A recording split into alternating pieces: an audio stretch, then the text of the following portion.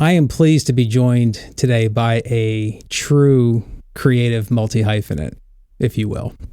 Actor, writer, teacher, voiceover artist, vocal coach, singer, photographer, podcaster, Renaissance man extraordinaire. Dozens and dozens of theater projects, locally, regionally, nationally. He also has an incredible space on the web called the Scott Langdon Project, which you can find at actinglikeahuman.com. Basically, if you need some culture, some perspective, some insight, if you need a laugh, if you like to hear some music, it's all right there for you, not the least of which are conversations between Scott and his faithful canine companion, Watson, for a man and his dog. Scott also has a budding portfolio on Instagram at One Philly Eye with his photography. He is also a podcast host of God and Autobiography. And oh my God, we got to get to all of this somehow. But Scott Langdon, thank you for joining me today. Thank you for having me, Paul. This is great. I'm really excited to be here. Me too. But obviously you have all these creative tentacles that obviously we want to touch on so that we get a sense of the tapestry of you. But the meat of it is your expansive theatrical career. Dozens and dozens of stories of shows that you've done all over the place, all kinds of characters. And like right now, I guess in terms of trying to get our fingers on the pulse of industries, I know insofar as the film and television world, we're in a state of massive change. Hollywood is essentially tethered to intellectual properties. There's not a lot of expansive storytelling happening at the studio level. And it seems that with social media and short form, TikTok and whatnot, creatives are basically have to find their way of telling stories for each other and for the masses in that way. So it feels like we're in a death, so to speak, of one way of doing things and a rebirth or a renaissance of another way of doing it, at least at the TV and film level. I'm curious, given your given where you've been in the theatrical world, I'm curious for your insight and perspective as it pertains to the theater in terms of where do you think it is creatively and where do you think it is or where it's going economically? One of the things that the pandemic really did for me, made me aware of, were two different things. The one was how we creatives, whatever niche you might be in, but specifically, actors and people making, we call them content creators now, right? But we're, whatever that might be, but finding a way to get it out there. Choirs, let's say at church, who didn't have anybody showing up on Sunday morning and they couldn't get together. So that we figured out a way via Zoom and other things to individually record everyone in the choir from their own home and stitch it all together in a performance that sounded, so we found a way, like Jurassic Park, and it's going to find a way, right? Jeff Goldblum would say. But that's kind of what happened. Like, artists found a way to be artists in the pandemic in a new way, and it shifted so many things, So that happened.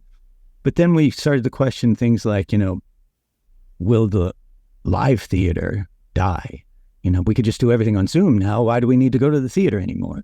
And we're scared to death and we might catch something. And that's how it's going to be in the future. We're just all going to be holed up. But something came to me in 2019 while I was doing Legally Blonde in Vero Beach, Florida. My dear friend and mentor of mine, Eric Devine, passed away while I was there. And I had just talked to him over the phone the night before. We'd made plans for when I was going to come back and work on a thing. And he passed away, heart attack. And that happened and on what turned out to be opening night of Legally Blonde. And it just really shook me. And then we had the rest of the run there. And so I was kind of trying to figure out what was going on there. And I saw on I'm not exactly sure where it was, but I saw it online. The New York Times was doing a quick piece on Glenda Jackson, a British actress who was doing King Lear on Broadway at the time. And they were in her dressing room, and she talked about the theater and the magic of the theater and what it meant to send this energy out into the darkness. And then if it's, taken in and then it's sent back to you, and this perfect circle is formed. And there was something about that was so unique and amazing. And her exact words, I don't have them in front of me. I wish I'm going to memorize them, but I wrote them down immediately because it just took me so, to heart. And I started to think about this connection that only live theater can give you in this way. And when the pandemic, sort of settled down and we were slowly getting back into things, and we were wearing masks and sitting 6 feet apart, but there was something about being in a space with others and having this shared circle in this way that I just realized it's not going to go away. It might change. We do more things outside. We do more things in, smaller spaces or whatever, but just in the same way that we figured out over the internet how to get stuff out there, we figure out how to be together and tell these stories, because at the end of the day, what we're doing is telling stories, and that's never going to go away. Yeah, it's incredible. It's like with TV and film, obviously the shift has happened where theaters are hanging on by a thread. They need to have the comic book movies in there every summer. They got to have that draw, at least domestically. I know it plays, obviously, and it's made for overseas and emerging markets with the loss of DVD. But now we have streaming, and it's incredibly convenient, and we've become lazy to the fact that we can just get our entertainment now with a few pushes of a button. I can't imagine, like along what you just said, the theater ever losing its essence in that regard. Like, I can't imagine the theater being viewed on a screen for the most part. We have to have that sense of community. We do. And one of the things that I think post-pandemic, at least that kind of came into my life, was this idea, and especially, at my age now, thinking in terms of making my own work, and working with people that you want to work with, and because we want to make this project or to do that. And, when I was coming up, and it was, I didn't really get into film and television in my 20s or early 30s because it wasn't available. I mean, it was really difficult. You had to move to LA or not even New York. There wasn't really anything going on in New York, one or two things maybe. But, and, you had black and white headshots that you had to submit via the regular mail, and maybe, send a DVD if we like your headshot. I mean, not a DVD, a VHS, packing those things up. And so it wasn't, and if do you have a friend or someone, a studio time that had a camera that would record, you bring your own VHS tape, it just, and now, you take out your phone, you do an audition, you send it in, and, go have dinner somewhere. It's different. And it's, so the availability of being able to put yourself out there, either, just doing your own work, that's the thing with the content creation on TikTok and these other places that, you hear things like, you need 1,000 true fans.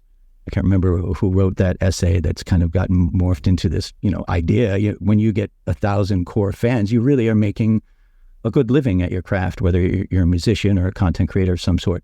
And we want, what we're looking for, obviously, is this stability.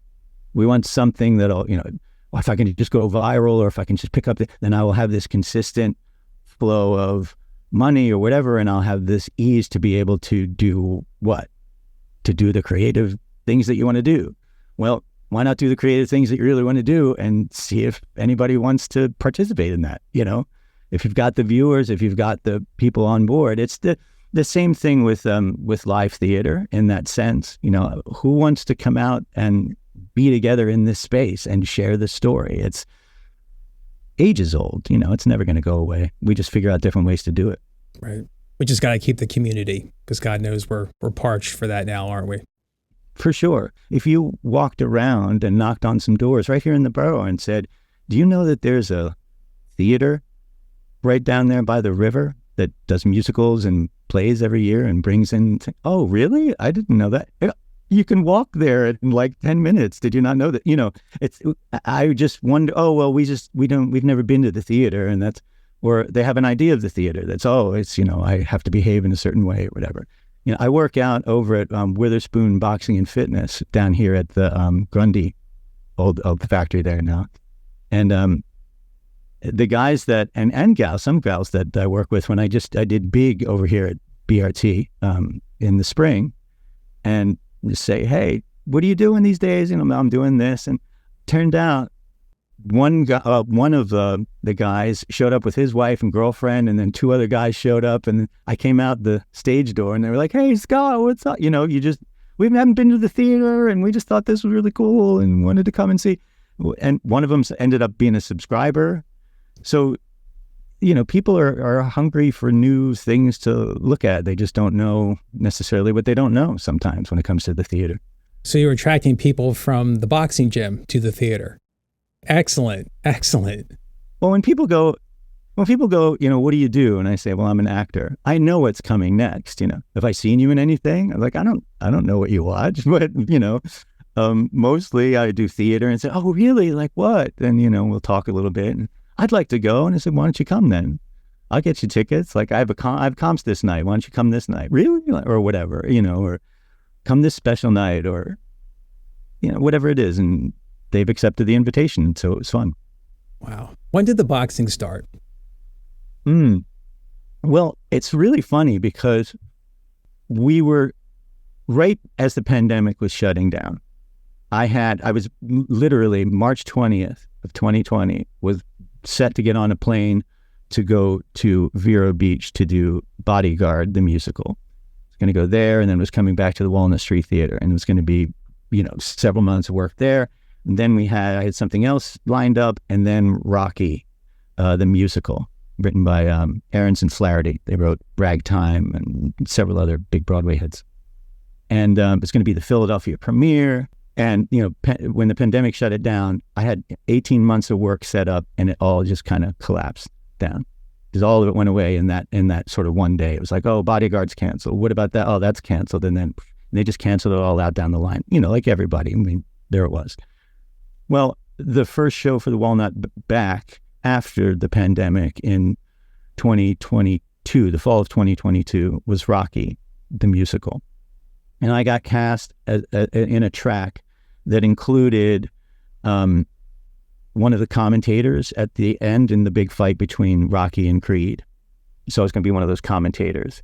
And also an older boxer that during the training montage, sings Eye of the Tiger. And it was kind of a new concept that wasn't on the Broadway stage. And they've kind of fixed the book. A lot of the book talked about the South Side of Philly instead of South Philly. Instead of Center City, it was downtown or whatever. Things like that. And they fixed the book and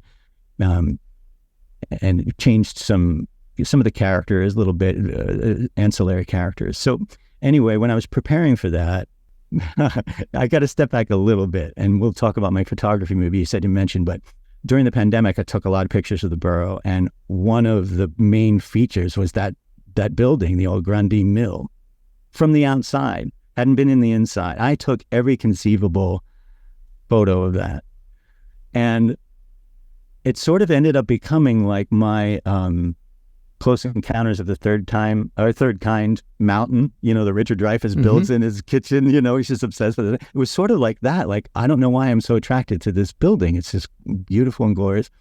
Well, when I was looking for a boxing gym to kind of go in and see how what it was like, and I found Witherspoon Boxing, and it was in that building. I was like, okay, hang on, we'll stop there. And then I started watching some YouTube videos of some of these old fights from the 70s and 80s, Howard Cosell and some of these other commentators, to kind of get the sound in my ears. And I'd always loved boxing movies, loved all the Rockies. I loved Cinderella Man, even the Champ, the old version of the Champ. I mean, all these great boxing movies. I love them. Mm-hmm.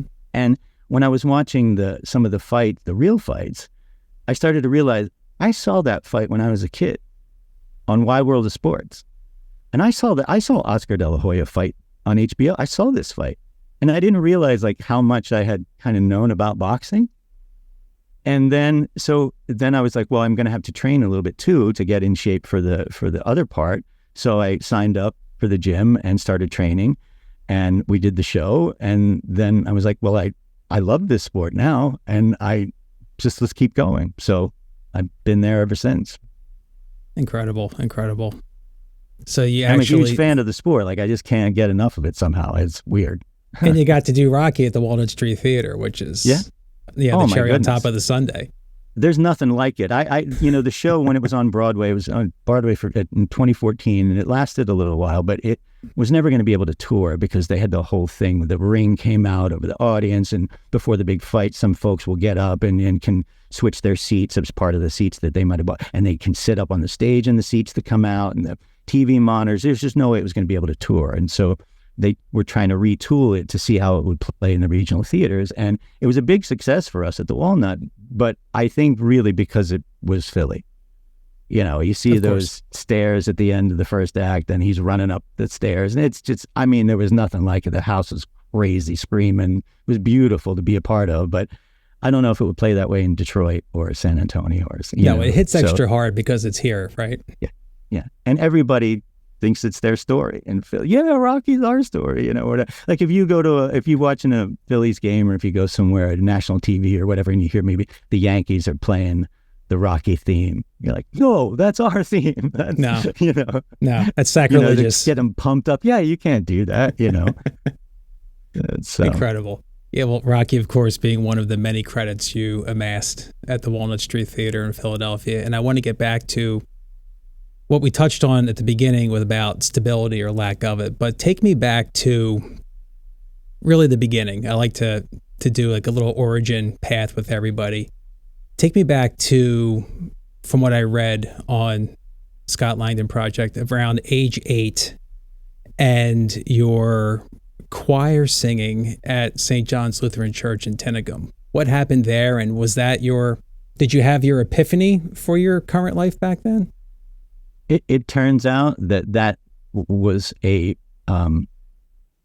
real pivotal point that I would come back to not too terribly long ago from now. The pandemic was a time when there was a lot of contemplation for all of us, right? But a lot of a lot of insight into who I am, identity, that kind of thing. And one of those sort of markers in the contemplation was that 8-year-old boy singing in the choir.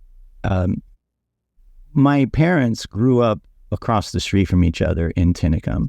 My mom's parents, my grandfather, my maternal grandfather, worked at Westinghouse, and the village there in Tinicum was built for that factory initially, for the workers and stuff. And so my dad and mom grew up across the street from each other. And my dad moved in when he was 4. My mom was born in the house that she grew up in. And my maternal grandparents lived there until my grandfather passed away. And my grandmother sold the house, in 2000 and what was it, 11, I think. So she lived there for close to 70 years. When I was born in Media, and we lived in Essington, and moved over to South Jersey for a few years, and then back into the house that my dad grew up in for a few years. So there was a lot of time where I spent with my grandparents and in that community. So 1970, I think it was 5, 6, and 7, we lived across the street from my grandparents. So those really formidable years. And so when I was 8 and in the choir, I went to the church that I was christened in, that we always went to with my grandparents. We walked down the street to it and walked home. And it was very much Pleasantville in my mind, small town, you knew everybody, you just run across the street, all that. We used to used to have the mosquito spray truck in the summer, and we would ride our bikes behind it. Like, there's always stories about that. People my age talk about those kind of things, but small town kind of stuff. But it was like Pleasantville to me. And when I was 9, we moved into South Jersey, and that's in Medford Tabernacle area. It's just basically straight east, and went to high school there, and so that influence of that kind of early church going and children's choir and things. But when I was 8, during Easter, I had a solo, and I just remembered everything just being peaceful during the performance. I was singing an old hymn called "I Love to Tell the Story," and I was just standing in the choir loft, and Mrs. Harbert was playing the organ behind me, and the light was just in a certain way, and it just felt effortless, and I just felt really at ease and at peace with everything, not nervous or anything like I might have felt in other situations. But there was that was just something that I remember was sticking with me, and that I would kind of recall that moment along the way. And now in retrospect, I see a bunch of those little markers along my way, in life. You kind of look back and you go, that was a pivotal point, or that might have been a pivotal point too. And that was probably the earliest one I can remember thinking of. I'm guessing you recognized at an early age that feeling of tranquility, of peace, and you held on to it. And then it's just a case of, how do I capture this going forward? And I'm assuming for you, as you eventually discovered, it was obviously through theater. Yeah, it was strange because when we moved from there, when I was in the 4th grade, we moved back into South Jersey to the home that my parents would live in for the next 25 years. And, my brothers, I have 2 younger brothers who are, Danny's 2.5 years younger than me, and Lee is 4.5 years younger than me. And we all went, through the schools together there in Tabernacle and in South Jersey, and sort of this more of a rural setting, but it was really, suburban 80s, but I ended up, when we moved back in there, we ended up going to a more fundamentalist congregation, a Church of Christ. It was what it was. And we went to, summer camp, and I ended up going to a college affiliated with that faith. And it had with it a real sort of idea of what roles were for somebody who's living a life of faith that really looks this certain way. And I didn't feel oppressed by it at the time. I never, because I know everyone they really were full of love and really wanted the best things for everyone. I really felt like that was where everything was coming from, but summer camp and things. But so I would go to church, Sunday morning, Sunday night, and then Wednesday night, and do the youth group and do those things and really enjoy myself. And at the same time, there was this other sort of side that was the theater, that was, high school. And we had a beautiful community theater called the Pineland Players in South Jersey. And when I was coming up in high school, we were supported to form this Pineland Players Junior Company underneath the auspices of this community theater. And you had to be under 21 to work on the project that whatever we were doing.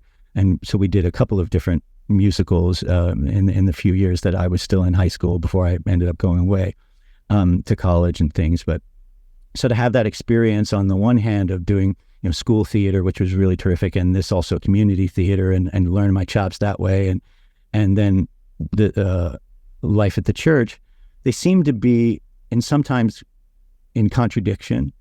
But I later realized how parallel they were, what it is that both things are really trying to get to, which is, who are we and what are we doing here? And what is identity about, and what is relationship? And ultimately we do that by telling stories, communicating, putting out something I intend, and you're going to take it in and make a meaning from that. And this is what I'm getting from you. Oh no, I intended this and intended for you to mean that. Oh, okay. And so we're trying to get to this place where we have that full circle, like Glenda Jackson talked about. And I thought, that's really what's going on at church. We have a preacher, or we have somebody who's up here sort of offering this story, and we're taking it in as the congregation, another word for audience, and it's doing something to our heart or not, or whatever. We're bored, and so I would see a lot of, how do we get more people into the church? The church seems to be dying. And then I hear things like the theater. How do we get more people into the theater? It seems like the theater is dying. See a lot of these parallels, and you go, oh, that was a great church service. What was it about? I don't know. It was this connection, and the music just was terrific. And you go, oh, this theater piece was amazing. What was it? I don't know. It was this connection, and the music was amazing. And I was like, wait a minute. These aren't opposite. We're trying to figure out the same thing here. So maybe there's more to it than one way of doing it over here and another way of doing it over here. And so I ended up really discovering, and this has a lot to do, again, with the time during the pandemic, but figuring out what it means to be Scott Langdon by pretending to be other people. Because I have no interest in what Scott Langdon would be like in this position of my character. For example, I played Uncle Ernie in The Who's Tommy, right? Child molester, just like, I have no interest in any of that. But I'm interested in what it was like to be him in that position. And I want to know him, like, Uncle Ernie, what are you doing? How are you suffering like this? That you would do these things that you do, and what's in there with you? And I want to explore, and I want to walk with you, and I want to, if I'm going to create you and I'm going to be you, let's figure out what's going on with you, because it's not what's going on with me, right? Scott, I don't have that. It's this, but something's going on with you, and I want to know what that's like. And so I started to realize that I started to shape and feel the way empathy works by working with the characters that I play. And then I started to have more empathy for myself, because I'd realized, you made this decision and you made that decision, but that's not me. That's not, that is me, but it doesn't feel like me. Why would I do that? That's not what I want. And so then you can kind of step back, and I started to realize, maybe I can ask that of myself. Scott, what's going on with you that you would do these things, that a person who does these things, what's going on with you? And it kind of gave myself this sort of space to investigate myself, as I would investigate a character that I don't necessarily like or wouldn't necessarily be attracted to. It's investigative. What we do, we find the empathy and compassion in the character, and then we reflect that character's humanity back to the world. Isn't it interesting, like, how somebody that, somebody maybe, let's say you're watching the news and there's a story of maybe a gang member who gets killed, and his mom and some people around it, that's not who I knew. I knew this really great boy. And everybody is like, I don't know how, he was an evil person. And she's, no, I say, she knows, the mom knows what is deep behind what seems to be portrayed. She knows how to go deep into her son, or she knows what's behind it. And so while that was what ended up being done, whatever the criminal did that broke the law, and however they ended up, their story played out, there's more than just one aspect to the person. He's just evil, and there it is. Well, if you investigate, it doesn't make what they do right or wrong, so that's a different question, law and so forth. But the humanity of the person, where they come from, it's hard to just write somebody off as evil if you have to kind of get in their shoes and sort of, how are you suffering to get to this place? We have to get past the headline in the mugshot, don't we? Yeah, for sure. I hear it. I hear you. And I connect with the parallels between theater and religion. I remember in my grade school years, I was an altar boy through all my grade school years, and I looked at it as a performance. We put on the cassock, we put on the stole, we had on the silk garments, we had chalices, we had crosses that we literally carried. I mean, it really was a performance. We had a congregation. And I think now that you mentioned it, that was probably the spark in me at a young age, where I figured, okay, granted, this isn't pure theater, but it's a variation of it. But again, it was a case of where I'm from a small suburban town. This really isn't for me. This happens to other people. I'm just going to do my best to be normal. And it took me, 25, 30 years to realize it's okay to not be normal. So slowly but surely I got there. But unfortunately, it wasn't, I didn't necessarily see the light at a younger age, but it did happen, thankfully, mercifully, in my early 30s. So I'm catching up now. But I definitely resonate with that as well.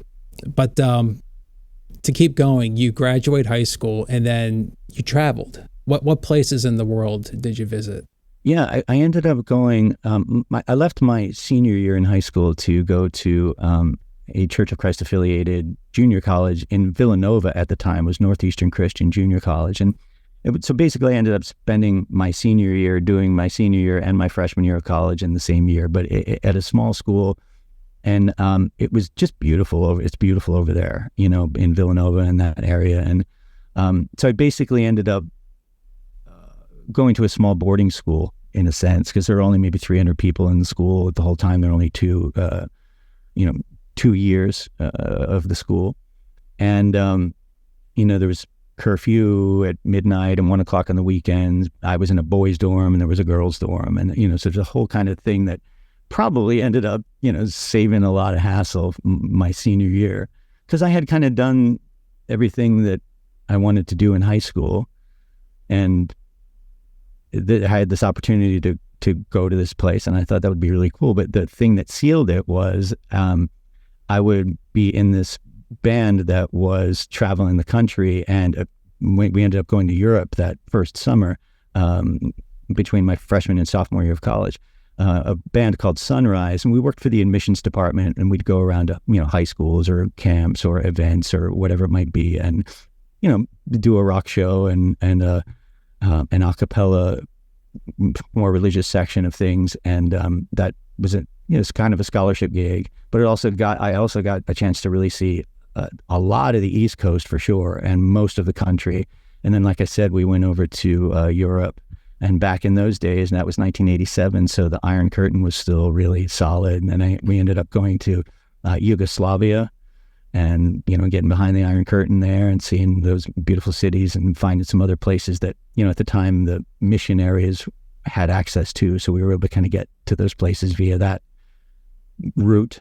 And just had a lot of experiences doing those things, and enjoyed myself. But when I got back after my second year there and graduated with my associate's degree, it was time to what am I going to do now, and got really pulled to I was really being pulled toward Oklahoma City, to Oklahoma Christian University, which was, also affiliated with the Church of Christ. And there was something about it. I had several of my friends were going to transfer there, and we used to do this choir festival every Christmas. And the schools that were affiliated with the Church of Christ, so there's some in Tennessee and Texas, Oklahoma, a couple in Canada, Arkansas, some big schools. And we would get together at whatever school it would be that year, and each choir, we would have a choir festival. And between my freshman and sophomore year, the choir festival was in Oklahoma City at Oklahoma Christian, and the Dr. Ken Adams was the choir director there, and their choir they worked with the orchestra. They weren't just a cappella, and they just musicianship was amazing, and just a bunch of stuff. So I got really drawn to there, and several of my friends transferred there, but I thought, there's something, I don't know, I'm going to go to Abilene, Texas instead. They had a theater program that was a little different, and I thought, well, I'll go to Abilene. And I didn't know anybody there, and I ended up transferring to Abilene, and I hated it. Just felt, not going to do this. I can't. I've spent 3 weeks there and came home. Spent a semester here in the fall of 90, back at home with my parents, kind of working at a bank, and then transferred in the spring to down to the spring of 89 to Oklahoma City to go to Oklahoma Christian. Finished my master's there and ended up going to OCU, Oklahoma City University, where I studied with Florence Birdwell, and really kind of things took off that way. My first wife and I were married there. We had our kids there, and So it's just, it has felt for a long, that was another one of those kind of moments we talked about, like the 8-year-old boy. Well, like when I was in Abilene, I had that sort of feeling too, like this is not the direction that you want to be in. And just, you knew you had a feeling of going to Oklahoma and you rejected it for a reason you can't really explain. Let's just wait, but we'll go back. And I went back and, met my wife there. And like I said, had our children, met Mrs. Birdwell, met several people that just ended up doing quite a bit of performing down there, and got my early adult career started there at a Shakespeare festival. So a lot of stuff was waiting for me that I just didn't realize was waiting for me. And it was at Oklahoma City University where you saw a lot of shows through their opera and musical theater program. And you mentioned Mrs. Birdwell, and I'm curious about the connection or the light she saw in you. I was going to say, what did she teach you? What's the biggest memory you have from her? But I'm assuming it was just, from what I've read, it was just about the light, quote unquote, that she saw in you, and that can carry you forward. Yeah, I would say that's it. I mean, Mrs. Birdwell had a way of really just looking past all the initial stuff, and just getting right to the core of things, why we do what we do, and the commitment, and there were no shortcuts ever with her. And I think the main thing that I really connected with her about was study with her all day. Like, we could just go and go and go and go, and I would never tire, and she would never tire. No, finally one of us, but just the way I can just be with a piece, or I can be, that's when I'm at my most, joyful, and it's getting into it, getting into the work. And she's never tired in that way. But I finished my master's degree there in 95 and started teaching a little bit. I taught for a couple of years, and then, but right when I was finishing my master's in 95, our daughter was born. Michaela was born in 95. And so I kind of was like, all right, I've got my master's now, and now I have a little baby. And so I started teaching. There was an opportunity to teach at Oklahoma Christian, my alma mater. And I took that, doing some, adjunct work at first. And then I was an artist in residence for a while, and traveled doing a play that I wrote. But then a position like this one opened up at OCU again, and at Oklahoma City University, where I'd done my master's with Mrs. Birdwell. And I took that immediately, because I was still studying with her on off. And I had graduated, but I was still going back for lessons and things. But probably the most pivotal time with her was 98, 99, and 2000. I was there for those 3 school years. And while I was there, I was teaching a private voice lesson studio, where I had a lot of the dance majors who needed voice for their degree. So a lot of them studied with me and a couple other teachers like me. But I had a full studio there, and then an intro to acting class for musical theater and some other things. And I kind of was feeling like I was doing it backwards. I was 25, 26, 27 there, and I was teaching, and I was like, I haven't been to New York yet, and I haven't, like I said, back in those days, you either had to move to Hollywood, or you moved to New York, or you didn't have the regional theater capability that we would eventually come to have in a lot of the regions. And so I got to study with her, like, at night, and go back and teach my students. So I would hear what she's doing and feel how it would feel, and listen to what she would say, and I would take that in. And then I would go in the next day, and students would come in working on their pieces, and I would think, how do I take what I've been learning, what Mrs. Birdwell was saying, and then kind of regurgitate it in a way that's effective for them. And so that was so amazingly helpful, to get concepts and feel them and practice them there and in real time. And then just literally the next day go, how does it look like on you? And, oh, it's a little different. So let me see if I can tweak this. And oh, okay, yeah, you're making progress. And then I would take that back to Mrs. Birdwell and go, oh, by the way, as a teacher, I was thinking this. And she would go, oh, try that. And so those 3 years were just magical, because I felt like I got a kind of education that a lot of her other students who just, were doing the degree and going to class and studying with her in the regular way maybe weren't getting, because I had this different opportunity to contemplate and then sort of regurgitate. And that really shaped me a lot of the roles that I did when I was younger, the idea was always going to be, in my 20s and early 30s, I didn't play a lot of leads, or a lot of, I'm a character actor. So it was always playing roles and characters that were older than me in smaller markets. And then, you get the role under your belt, and this is a nice market, and here you are. But when you get to be the age to actually play Fagin or whatever it might be, then so I kind of did the teaching first, then left teaching and went back into the theater when I started to be old enough to kind of redo some roles. So, for example, I played Cervantes in Man of La Mancha when I was 18, my first year in college, and then got a chance to do it again when I was 53 at Delaware Theater Company. And so 36 years in between and all that life, and so to be able to kind of revisit and go, oh my gosh, what did I know at 18? The character Cervantes, he says at one point, he says, I have lived almost 50 years. And I was 18, like, oh, I'll be 50. I can act like I'm 50. But one performance at Delaware Theater Company, I'm 53 at the time, and I am saying this monologue, and it's dead silent, and I go, my friend, I have lived almost 50 years.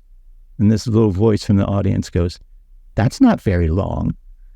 And I thought, here's somebody who's in her probably late 70s or whatever, and just thinking, that's maybe 30 years from where I am. You've got a lot of life to still lead. But at 50, what did I know at 18?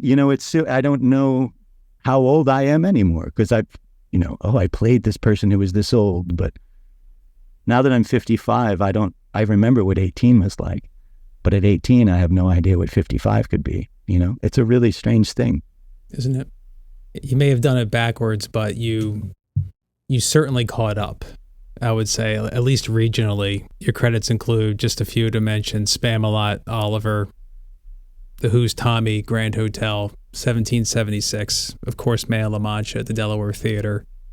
And at the Media Theater in Media, Pennsylvania, you took on King Arthur in Spam-A-Lot.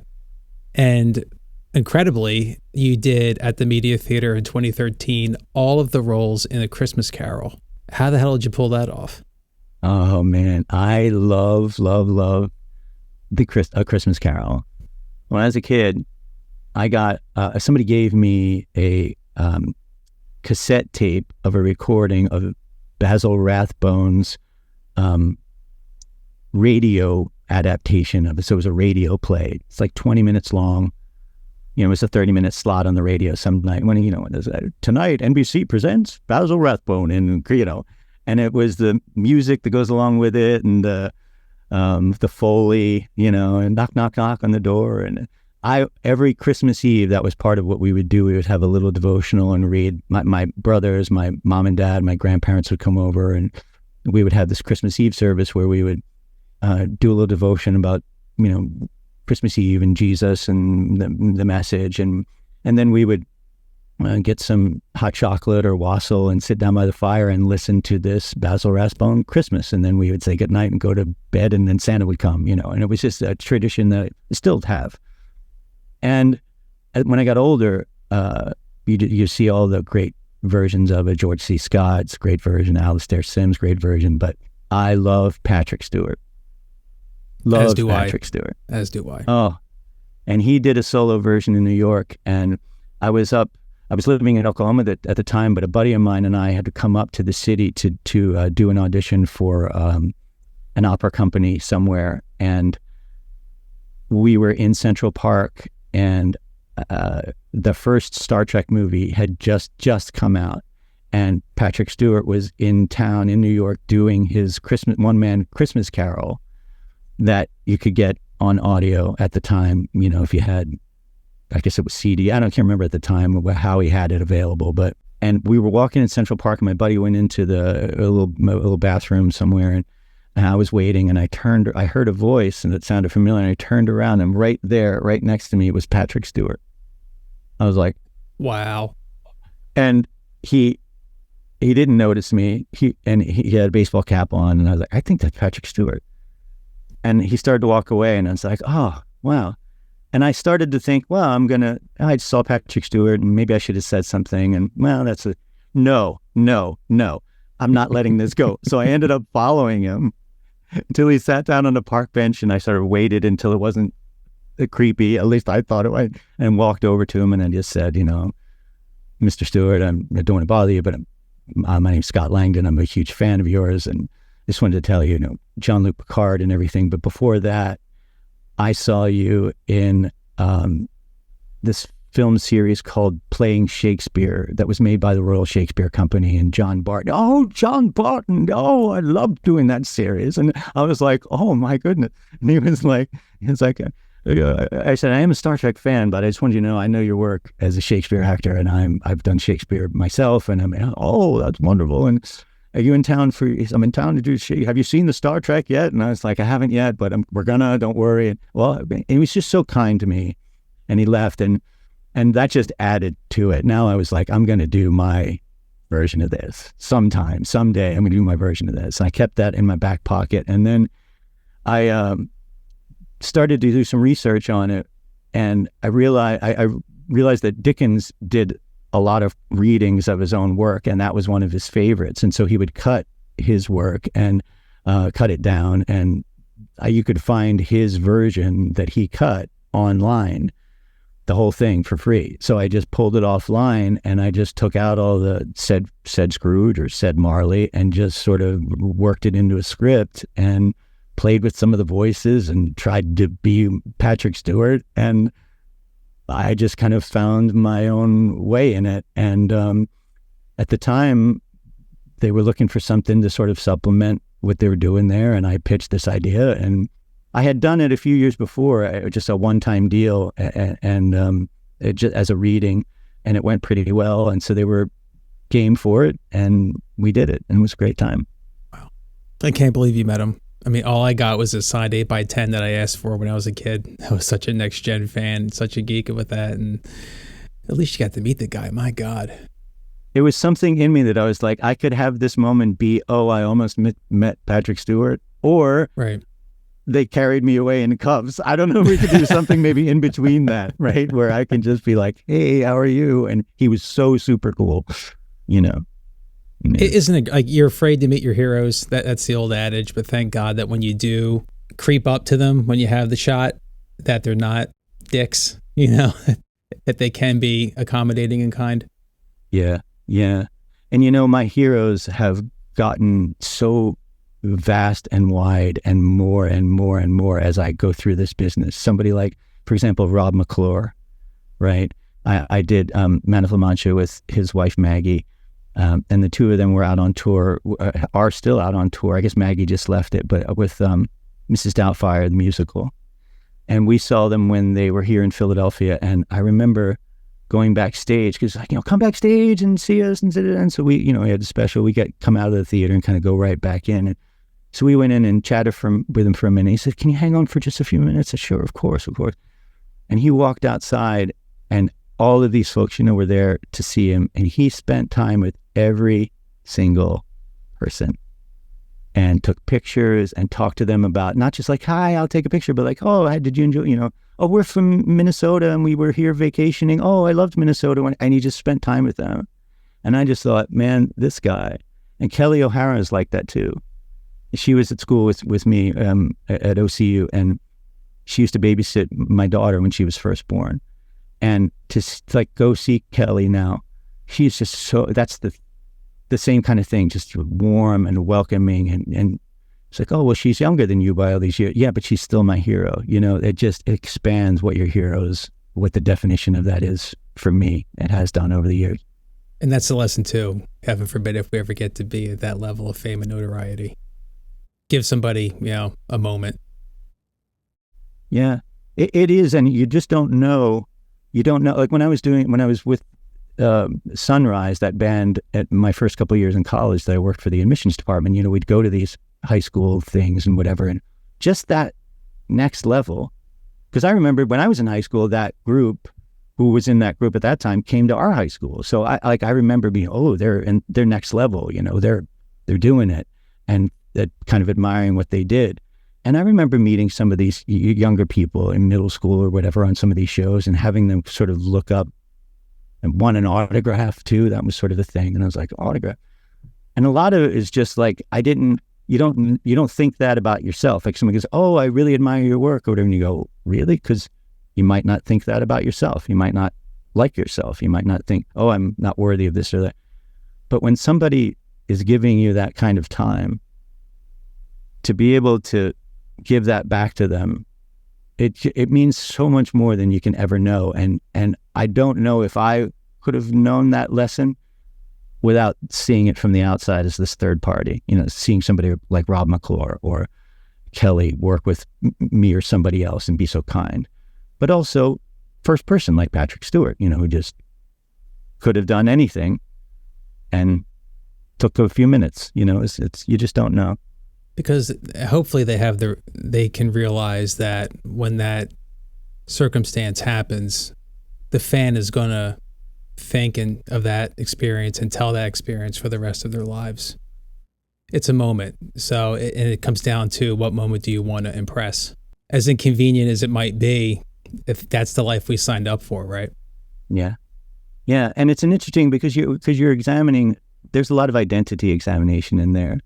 Because, like, for example, when I did The Who's Tommy as Uncle Ernie, I remember this distinct feeling. I was pretty young and still kind of trying to figure out what this meant and what all the implications could be. But I remember coming out of a dressing room and, at the end of the show, coming out of the stage door, and having parents sort of look at you weird or just kind of step back a little bit, like, oh, there's Uncle Ernie. Oh, but that's not Uncle Ernie. Who's that?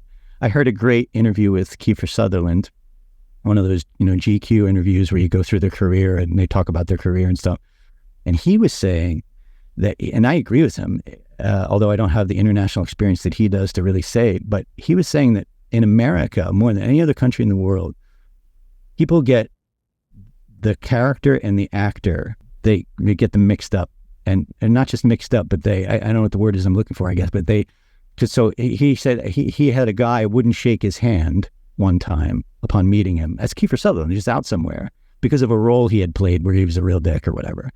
And we have a problem with that. We talk about it that way too. Like, oh, did you see, when Bradley Cooper did this in that movie? And you're like, well, yeah, it's Bradley Cooper, but he doesn't really have bipolar disorder. He was playing somebody who does. Oh yeah, but he has, and you're like, okay, Bradley Cooper might have his own thing going on in life, but it's not that guy. That guy that you're seeing is a character that he's playing. And it's so hard to distinguish those things. And you can probably talk even more to that since having been more film and television, because you don't have that physicality there. Whatever somebody is watching in a film, that character is stuck like that. Mm-hmm. If we see a film in the 90s for somebody and now we see that actor today, we go, oh, they don't look like that. Well, neither do you. That's ridiculous. But why do we have that sensation and feeling of you should still remain this character? It's bizarre. Isn't it? We can't separate the two. We can't parse the two between character and performer. We just take whatever our senses are presenting to us in the moment and say, that's reality. We can take that into other arenas these days politically, but it is a concern. And I think that we cannot lose perspective and we can't lose our critical thinking skills. Otherwise we're in trouble.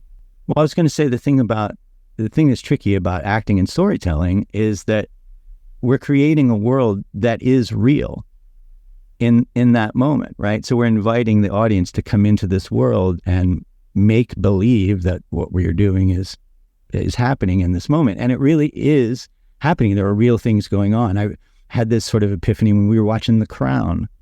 You've seen the TV show The Crown, right, on Netflix? And was it season 4, I guess, when the Queen has to go to Wales after that terrible mudslide disaster. And she doesn't want to go, but they say she should go, and she goes, and there's the shot of her looking out, and it's just a close-up of the Queen. And that it's not Queen Elizabeth, it's an actress playing it. We know there's a green screen behind her and that she's looking at all the crew and that she's not looking at anything. But when you put it all together, right? And so here I am, we're watching this episode while she's there, and Sarah, my wife Sarah, is sitting on this side of the couch and I'm on this side of the couch. And I'm crying at this. These children are dead and these things, and she's just seeing the devastation of this town and all the people looking at her. And there's so much in her eyes, and I'm crying. And then I came out of it for a second, and I looked over at Sarah, who was in it, right? You know how that is when you're in it and somebody goes, Paul, and you go, huh? Where were you? You were in this world that we created, and you're crying and you're emotional and you're affected, and you go, and you're changed, and you come back into this reality that we're in, but you're decidedly moved by the queen in that scene and what she is going through. And it's a queen. It's not the real queen, and it's not the real, but it is, in a sense. Do you know what I mean? It's another level. And we don't spend a whole lot of time, I don't think, going, okay, that is a real thing that happened. And it's also not the reality that we're living in. We have to be able to sort of step back and go, what world is this? And that's tricky, especially with film and television being what it is today, with all the special effects and everything, because you're in it, you know. That's the magic of the arts, is it not? If you have the right puppet master, then your emotions are putty in their hands, are they not? Mm-hmm. And it's you're just taken into the. But I think that's what we're made for. We're made to continue to explore, and we're like, what is it like to be you? What's it like to be in there? Are you in there? I'm in here. Like, how's it going for you? You know,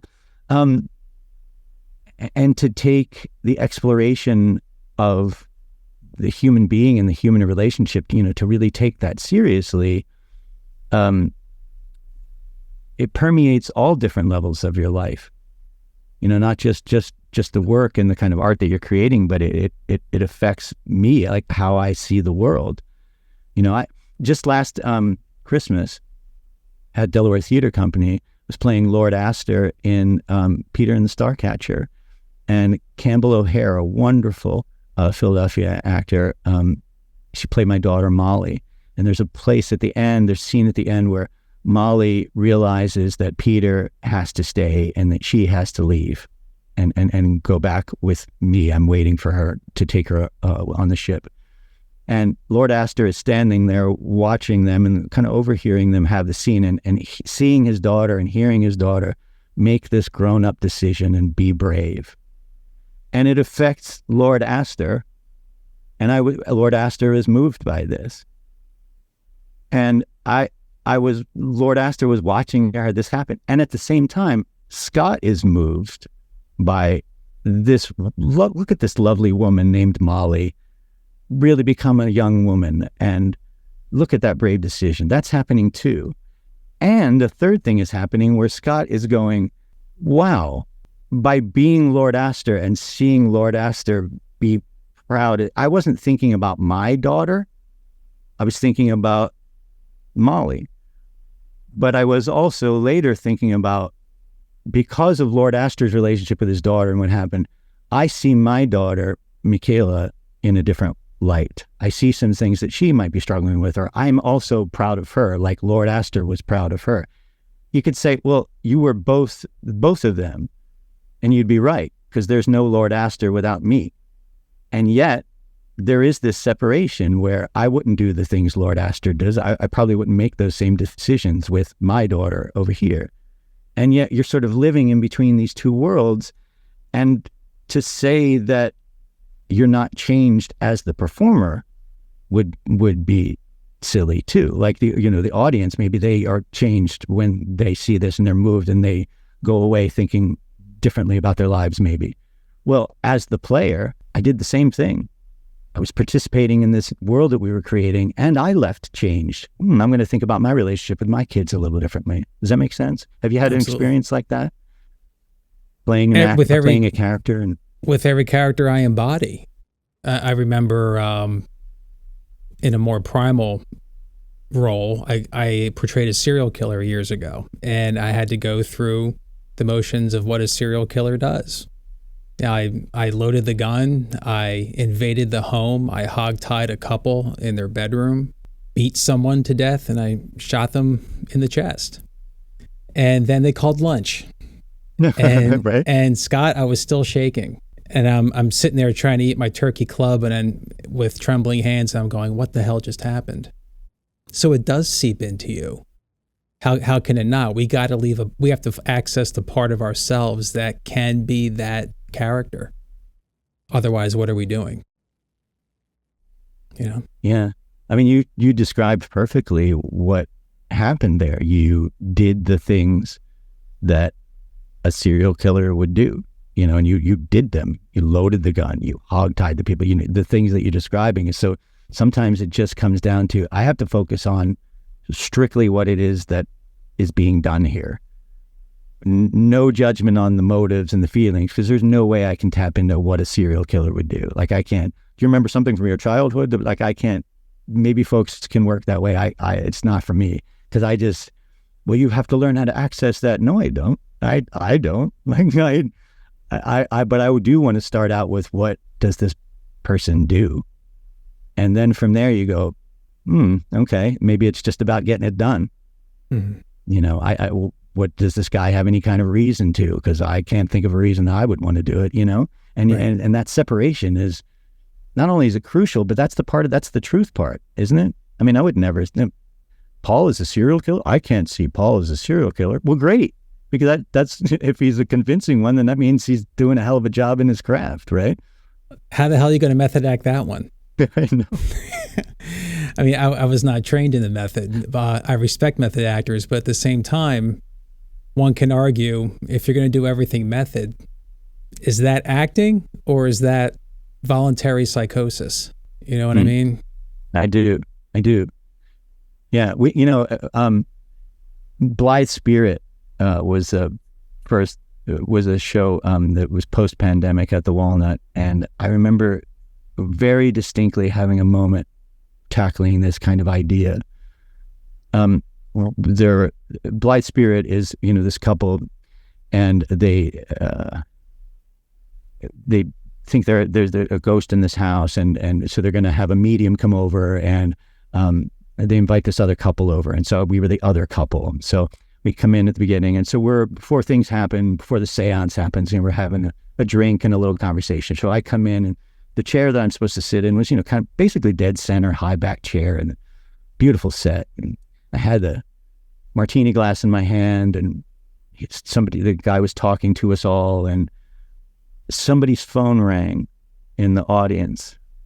And while he's talking, and I'm supposed to be listening, and I'm going to have a line in a second, and all of this takes place in 30 seconds, right? This whole little exchange before somebody's supposed to come in.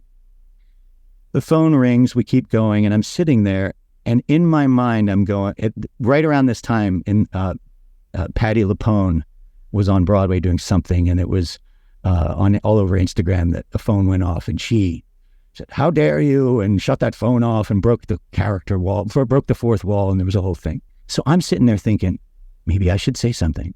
Maybe I should. No, I can't do that. That's Patti LuPone, and I would just look like a moron, and we got to stick with the scene. And Scott, stick with the scene, and Scott, you got to listen and get back in the scene. And I contemplated that conversation later on, and I thought to myself, who is the one who is telling me to get back in the scene? Who is the one who is having these thoughts about, am I in my light, and da-da-da-da, right? And I was like, whoever that is that has the agency, I want to spend more time with that part. The one that knows what's going on and is observing what's going on and is sort of telling me to snap to it. Do you know what I mean? Because that part of me is the one that you have to go back to when they call lunch after you've been a serial killer, right? That part that goes, should I be Patti LuPone? No, I mean, I can't. And because that's there all the time. Am I in the right camera? Am I close enough? Are they on this side of me? Oh, there's a shadow. Will that come up? All these things are happening while you have to hogtie somebody, right? Mm-hmm. How does that work? I mean, first of all, there's a lot more to it than people think, right? Isn't there? I mean, but at the same time, it's just like you have to find that space where you can be in control, because you are ultimately.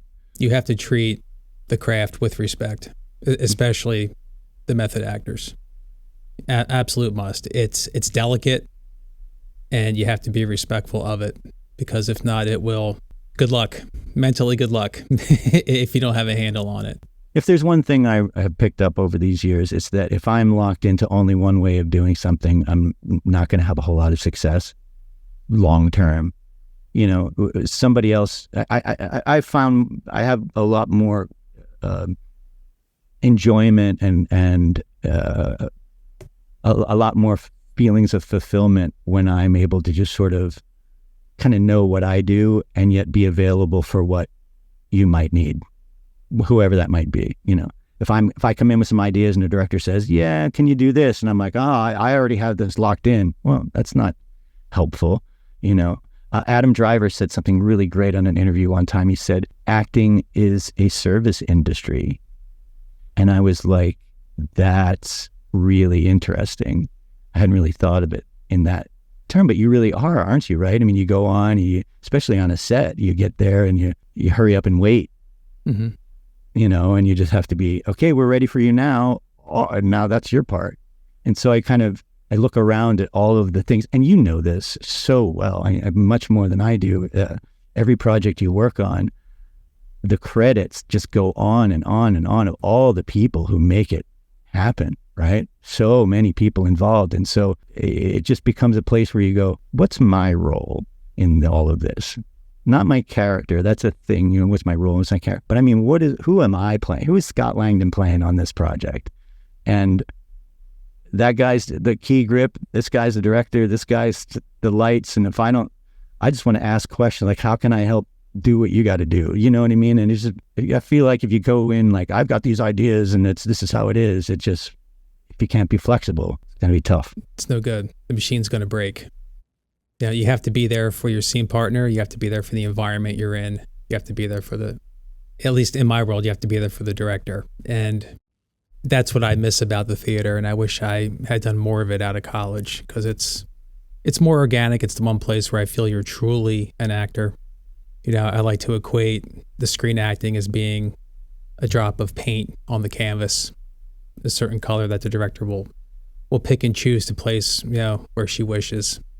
Hitting your mark, picking the angle, picking your line, picking your lighting, your makeup, blah, blah, blah. And I regret that our paths, unfortunately, professionally haven't crossed more. I mean, we didn't even get to the Walnut credits. I mean, as you mentioned, Blitz Spirit, I Love a Piano, Music Man, Love Story, the musical, Wizard of Oz, Annie.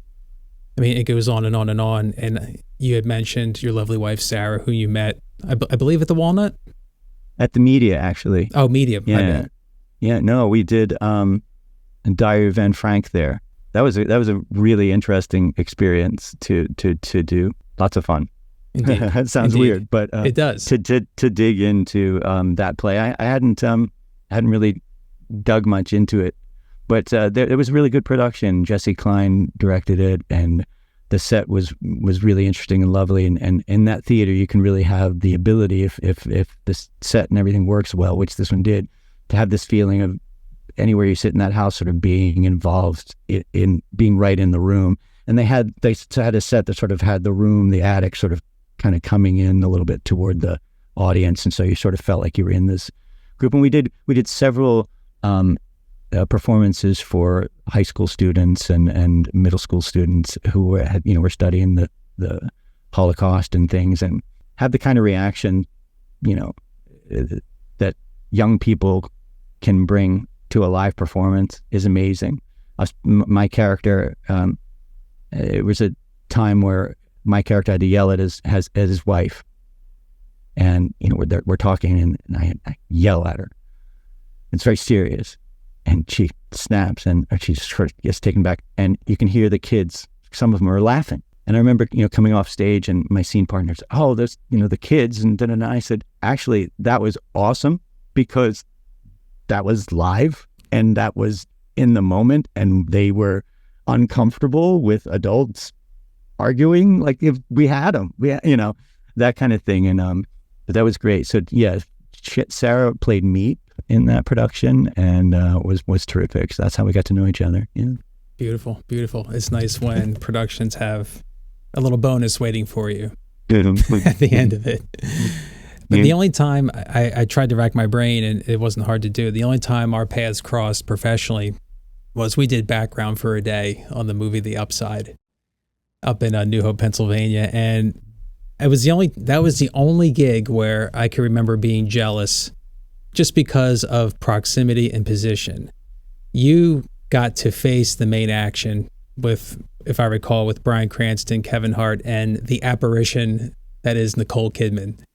At least I think you maybe have gotten a glimpse of her. I did not get a glimpse of her. My back was to the action. And I've never recalled being so upset in my life, being in the room with such an actress and not even getting to see her for a second. I bumped into her. Dude, I was walking through the house, and I walked this way, and they were walking her in the house. And I kind of walked this way, and she was right there. And I was like, oh, hi. I didn't even say, like, I think you're great. Like, I was just like, hi. And she was like, hi. And I was like, I couldn't move. It's like, you're taller than I thought. You're short, all these things going through my mind. Yeah, no, that was a fun day, I thought. Patrick Stewart, Nicole Kidman. Who's next, Scott? Who's next? No, oh man, I wish I could have talked to her. But you know how it's like there was like 5 or 6 people like right there with her, it was. We know Kevin Hart was funny. He was funny. He couldn't get through his monologue though. I think he was a little, I think acting chop wise, I think Cranston and Kidman, it's hard to top that. And then you're Kevin Hart, who's really a comedian by nature. But he had that long monologue that day. It was the end of the story. It was the button on the movie. And I just remember him stopping, starting, screwing up left and right. I may have shook my head once or twice, going, I know your lines now, Kev. After 6 takes. Right. That's so funny that you mentioned that, because the reason that I ended up getting that position that you talked about, as it turns out, I remember this to this day, had nothing to do with me at all. It had to do with the jacket I was wearing. It was this LL Bean, it's like a sport coat that was, and the guy was like, I like your sport coat. Can you sit over here? I was like, all right.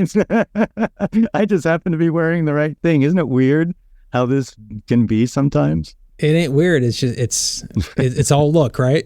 Yeah. It's most of it is just look. The look and your timing and where they want you to be, and that's usually how it works, for sure. Not weird at all.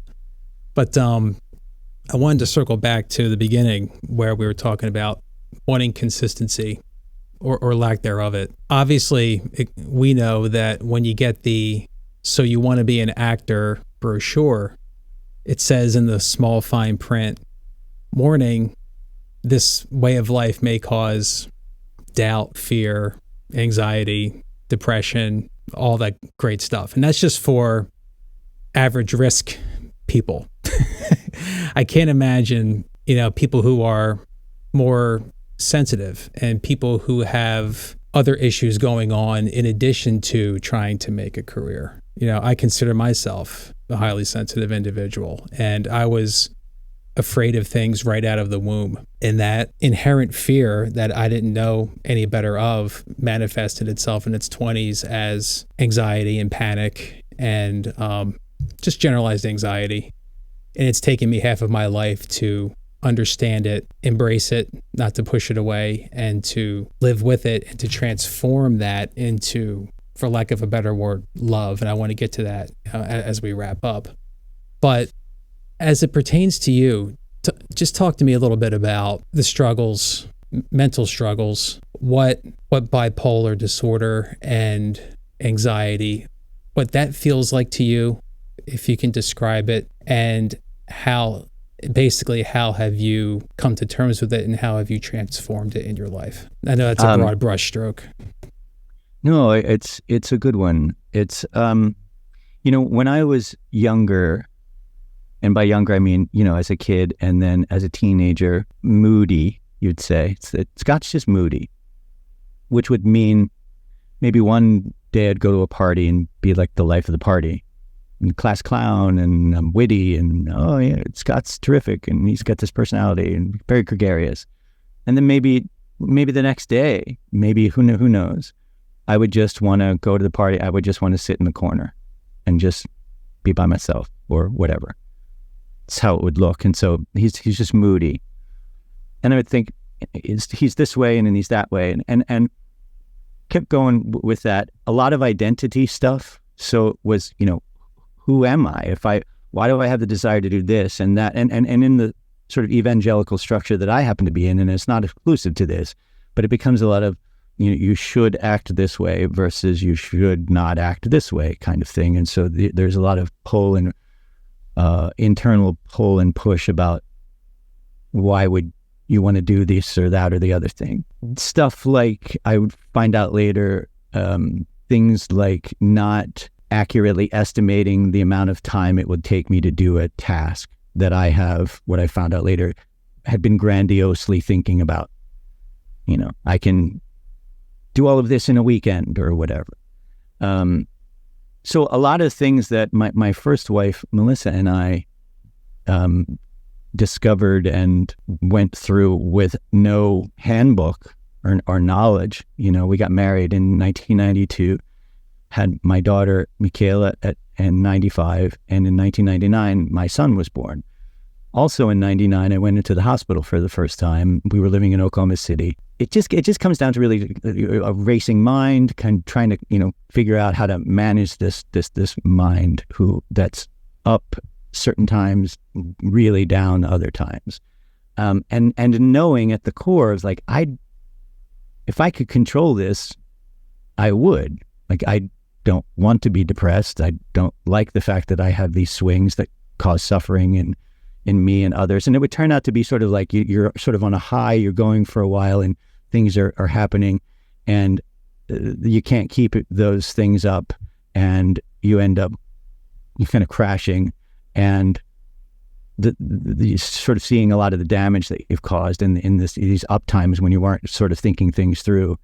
And then the low side sort of comes as you start to recognize the karmic predicament that you've been putting yourself into with the actions that you've been doing. And you're like, I mentioned this earlier, but thoughts like, that's not me, but it is me. Thoughts of like understanding a little bit more Dr. Jekyll, Mr. Hyde. Like, how could you become this terrible monster, wake up in the morning and see everybody dead and your clothes all ripped off and you don't know how you got there, stuff like that. Like, you can I feel that idea of this doesn't feel like me. Who is me? Who am I? What really happened during the pandemic for me, when everything shut down and we ended up having to just really kind of contemplate a lot of those things. And I spent, almost exclusively all of my time here in the borough, pondering that idea of, like I said, who is the one who is noticing that you're making these decisions and having these troubles. And I started doing things like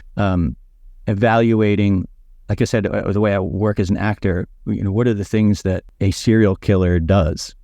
Like, and sort of looking at the doing of these things and sort of separating the what is done from who's doing them, and examined myself that way. And I started trying to get to the core of what the identity is. And so I would say things like, when I was depressed, I'd say, I am depressed. But then later I'd realize maybe I wasn't depressed anymore. Like, maybe see a movie or see something or somebody says something and you laugh. Well, during that time, I'm not depressed. So I must not always be depressed. Well, maybe I'm 55, or I'm at the time, I'm 50. Well, you're going to be 52 later, 53 later. So you're not always going to be 50. So that's not you. So I just started to take away all of these things that I do, but that aren't me. And I started to stop at I am 55. Well, I'm not always that. I am moody. Well, not always. I am happy. Not always. I'm sad. Not always. Just stop at I am. And from that spot, I started to realize I can really change what I am if I want to, if I can kind of get to that place. So if something starts to happen to me, somebody's doing this to me, or something is happening to me, I can turn that around and say, okay, how can I take what's coming at me and use it in a different way? How can I see it differently? Because I am not always going to be a victim of whatever's coming at me. I'm not always going to be a conqueror. I change. Things happen to me and I do things that change, but I myself don't change. And I started to think about that, like, as an actor. Like, one of the reasons that I think I really have worked in theater a lot of the time is that there's something really significant and interesting about starting a person's journey at 8 o'clock and at 10 o'clock or 10:30, that person's journey is the same, like every night. And what really kind of turned my mental career around was at some point somebody, when people would say, oh, how can you do the same thing every night? And I'm like, I always thought I never did do the same thing every night, because even though it's the same words and the same places and the same responsibility and maybe even the same cast members, people in the audience aren't the same, and I'm not the same. The old saying, a man never crosses the same river twice, because it's never the same river and you're never the same man. It's the same thing, you play this role night after night after night, but every time's the first time. And so I started thinking, looking at my characters and going, it was therapeutic to be able to sort of leave my life behind for a bit, go into this other person and know how their journey is going to come out. Even if my character, something terrible happens to my character in this story, at least I know what's happening and I could performatively go through this. So when I was going through some really difficult times, after my divorce and all of that, my work was such an anchor because I could have some solace in doing the same, in investigating this identity of this person and leaving my sort of self behind, not pushing it aside, not pushing it away, but recognizing I can have some distance from it. So when I'm done over here, I can come back to my life and work with it, instead of having it be, oh, my life is so this. I can move it over here and do this for a little while. Does that make sense to you? I think it does, because you have the predictability in the performance, and doesn't that, knowing what's coming, knowing you've rehearsed it, that relaxes your mind, does it not? As opposed to being in reality. Yeah, and all along, the character doesn't know what's going to happen to the character that you're playing every night. But there's something comforting about you sort of knowing that everything's going to work out for this character, because, like I said, even if the character dies or whatever, you yourself are okay. I'm okay. No matter what happens to this character, I'm okay, and I can be with this character in my journey. And so if I take a step back now and wonder, like, who is acting me? Like, who is at the core of, who is this I am that is performing Scott Langdon's life in every moment? And well, it's me. It's okay. Well, what does that mean? And I realized that no matter what happens to me, everything always works out. May not be what I thought, or may not, just suffering along it, but it always works out. When has there ever been a time that something hasn't worked out? It has. It's, oh, here we are, right? We're still around. And so there's that space of going, just like you playing this character, whatever's going on with you, when it's over, you're still okay. It's okay. It's all right.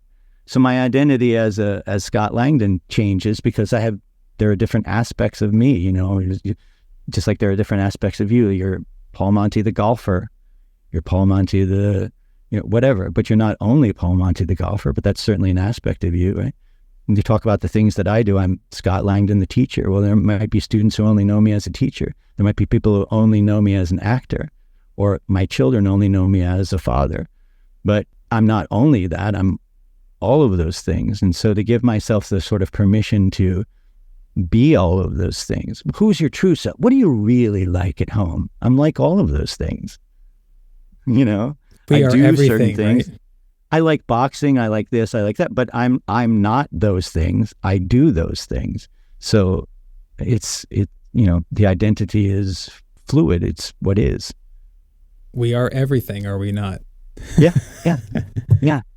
I realized that we both have an affinity for Thich Nhat Hanh, and I saw that you quoted him on your Scott Langdon project, and the quote was, "We all have a seed of depression in us. We also have a seed of love within us. When depression comes, acknowledge it and embrace it with love, like a mother whose baby is screaming and crying. You pick it up and hold it close and examine it and look deeply into it, and you say to your depression, 'Oh, my darling, I see you and I will hold you and love you and help you transform.'" So essentially what it comes down to is the more we can realize not to repress or push the negativity away, but to embrace it and love it, then we're better off as people. Because if we can love the things that aren't seemingly lovable on the surface, that's how we transform.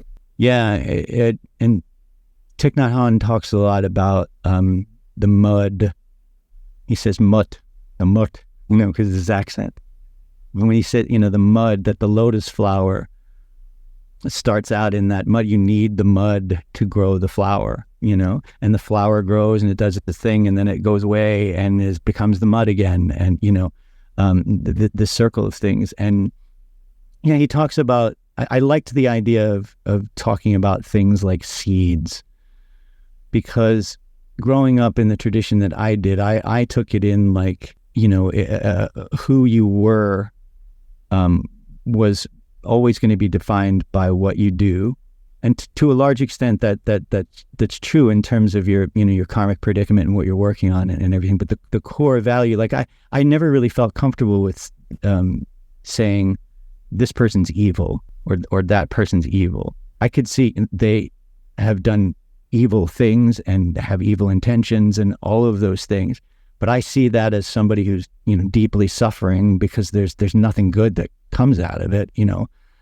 People who do terrible things, that the consequences that happen, the karma that goes on because of those actions are very real in this world, and they leave a resonance. Somebody like Hitler, let's say, it's what he did still echoes even though he is physically gone. Was he evil? Was he evil? It's the actions and the consequences of that for sure. And to say that we all have that seed in us, I was like, all right, what's that? And the way he talks about transforming is that when those seeds come up, and like you said, you love them and you take care of them, that the evil part, that evil seed, or what are those things? Jealousy, fear, all of that. When you transform them, they're not just fear that's now put to good use. That fear transforms into something useful. So the idea that there's always a new season and there's always new possibility for a new season I like talking about life that way, like you're in a season of life in this way. Went through a season of depression, or I went through a season of this or that, or whatever it is, because it's always going to change. It's always going to be something new. And we do have the power to transform those things with love, as you mentioned. And it's a transformative process. Sarah said something to me, my wife Sarah said something to me not too long ago that really made a huge impact. We have another couple that we're friends with, and they're in their mid-30s, and they're getting married for the first time. And Sarah and I, this is our second marriage for each of us. And the bride-to-be, they were having a bridal shower or something, and Sarah was there. And the gal says to Sarah, you and Scott have been together for a little while now, and it's the second time for both of you, and you guys are doing really well. And what's a piece of advice or whatever that you can think of? And what she said really made an impression on me, which is, she said, well, there's several things, but one of them is that if Scott does something that hurts my feelings or that hurts me somehow, I always start off by assuming that he didn't intend to hurt me. I start off assuming that. Now, the work that you have to do there is, if something is, she'll come to me or say, here's what I'm feeling. Like, did you know that this happened? Or, did you? And chances are that I didn't mean to hurt her or whatever. But even if somebody does, you find out, no, I didn't mean to hurt you or whatever. But starting out with I want to start out assuming that he didn't intend that, because I believe that he loves me. And coming from that place of love, when she told me that, I thought, that is an amazing thing. And she hasn't always been like that, and she has changed to that. And I haven't been always like that, and I feel like I try to move more in that way too.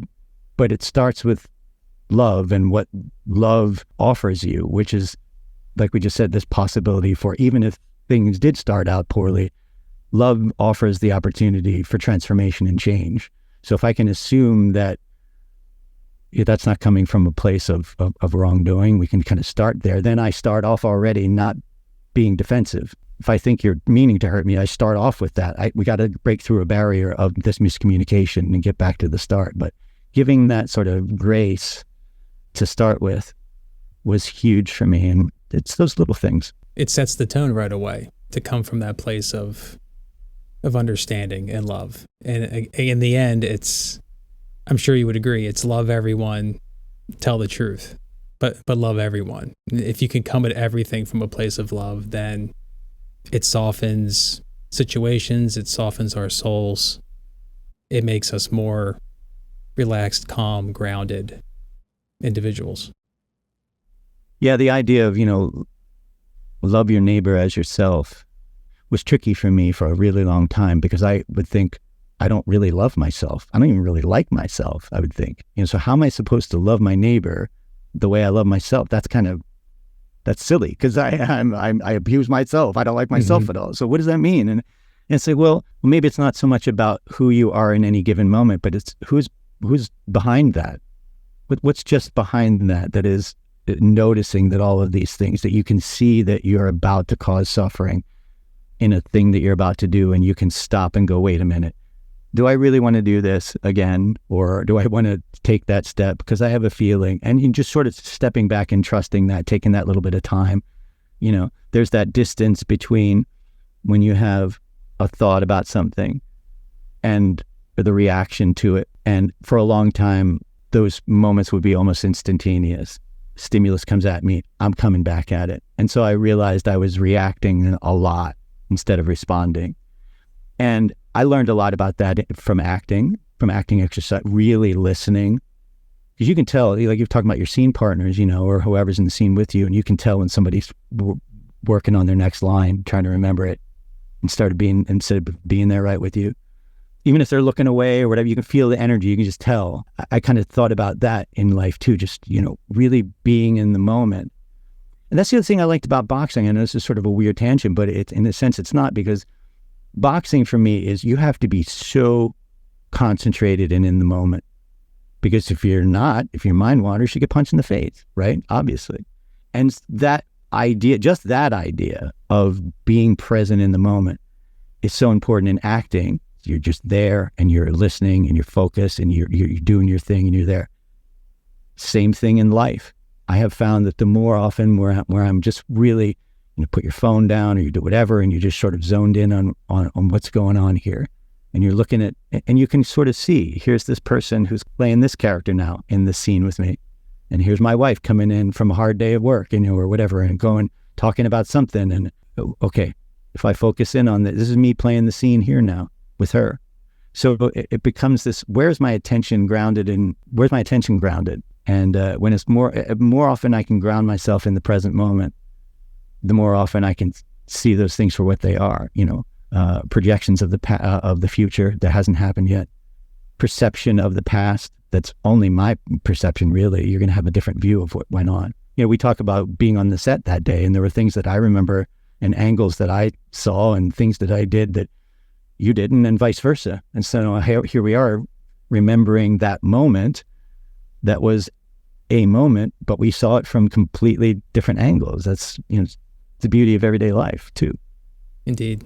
The beauty too is just how you transformed out of darkness and anxiety, your creative outlets. We didn't even have time to get to the crux of the Scott Langdon project, God, an autobiography of which you're a narrator, the busking show that you do on Facebook with your guitar. I mean, you have all of these, and your photography, all of these creative offshoots that have sprung from, this well within you. And again, I would point people to the Scott Langdon project. It's at actlikeahuman.com. And I looked at it, and to me, it's just like a fountain of culture, insight, perspective, music, humor, encouragement, inspiration. You have these, you have grown these tentacles. You have grown these shoots of creativity that expand, that go beyond just the boards, of the theater. And it's beautiful because it's your service. It's your gift to people to feel like, hey, this is what I'm going through. You're not alone. None of us are alone. Come join me. And along the way, get back in touch with faith. Have faith. Faith can carry you through. Be in the moment and have faith.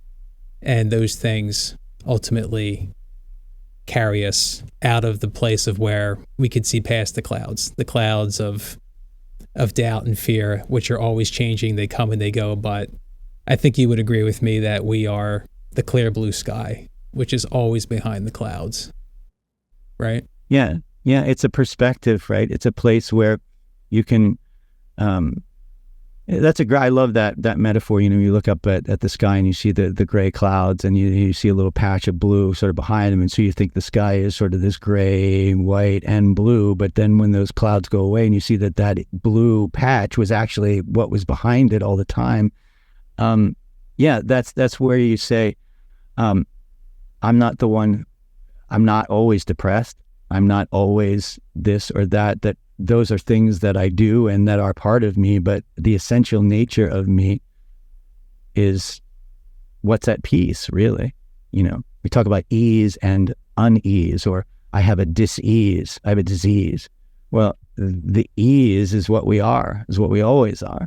And these other things that I kind of think of it like what we are is, I feel for me, is often covered by these things like a bunch of blankets, and when you sort of take them off, as opposed to trying to find the peace out there somewhere, that is, what am I covered up with that I have to let go of, that I have to kind of throw off me to be the peace that I normally am, that I essentially am.